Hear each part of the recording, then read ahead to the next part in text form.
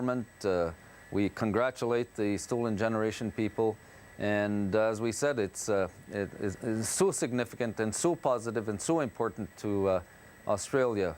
Yep. And we're anxious to receive our own apology here. Yes, that's the irony, isn't it? The paradox, if you like. You say that the Indigenous people in Canada and in Australia have much in common, I think were your words. But the difference is we have a very elaborate apology and no real compensation for what went on in the past, whereas you appear to have an elaborate compensation system in place, but no apology. It is indeed an interesting situation. You're absolutely correct. We have the Residential School Settlement Agreement, which is the largest settlement in Canadian history, and has a number of important elements to it, including what, in our view, will be the lasting legacy of the residential school experience, and that is the Truth and Reconciliation Commission. But it also has a lump sum payment called the Common Experience Payment to every living survivor as the date when we signed the political agreement with the previous government on May the 30th, 2005. We have a significant allocation for commemorative initiatives.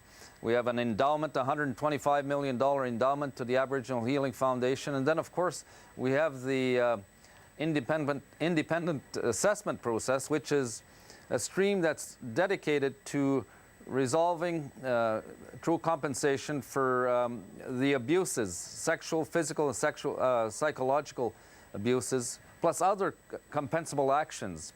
And so that's the complete package. The missing piece is of course, the apology. We're still waiting for the apology. We're still waiting to be engaged in writing, helping write the apology, plus figuring out together with the government where the apology will be presented. And our call on this, of course, it has to be in Parliament. We have to see the Prime Minister rise in the House of Commons to apologize before the entire country, as was the case with Prime Minister Rudd and his government in Australia. Very, very significant. Indeed. But most people, even though there's almost universal approval of the sorry, most people said they were sorry individually as well as the government.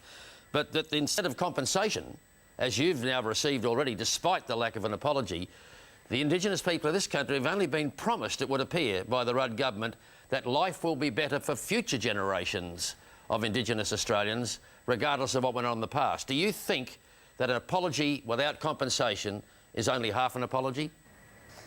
If we're talking about healing and reconciliation, because this is what the apologies should be able to achieve, is reconciliation. And you can't achieve true reconciliation without an apology.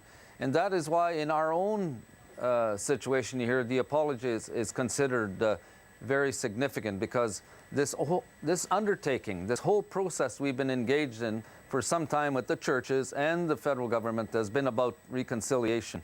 And we need the apology to close the circle. How I view the situation in Australia, of course, a very important step has been taken in this process, and that is the apology. Right.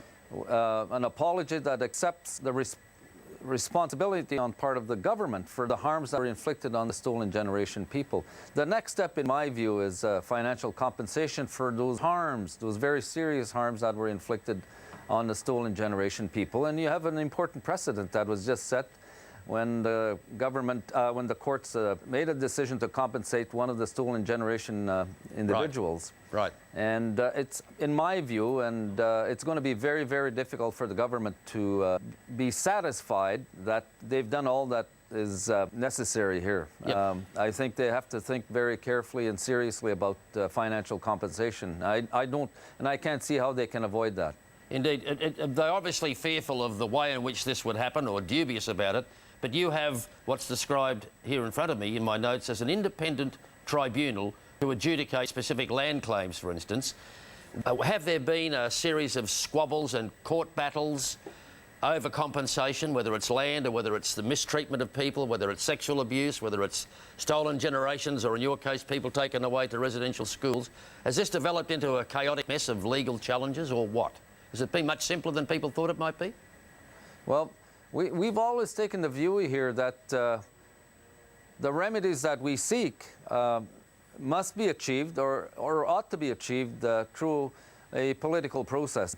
What we saw with the residential school settlement agreement was largely a political decision that was taken. Yep, you've pointed out, and this is what I'm hearing from you as you speak, that saying sorry, as we have, is merely a first step.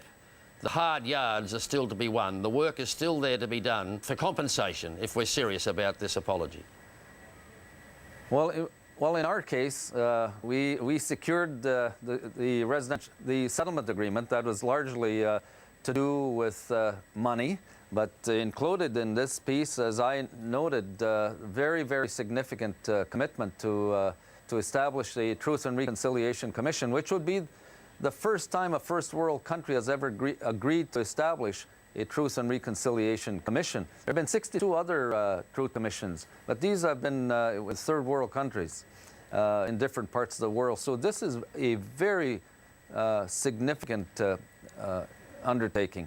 And we will be able to, through the Truth Commission, write the missing chapter in Canadian history, this very dark, tragic chapter. This is so important and significant to Canada. Thank you very much, Chief. It's a privilege talking to you, and I hope that next time we talk, we're celebrating the fact that your people have been apologised to as well. Thank you very much.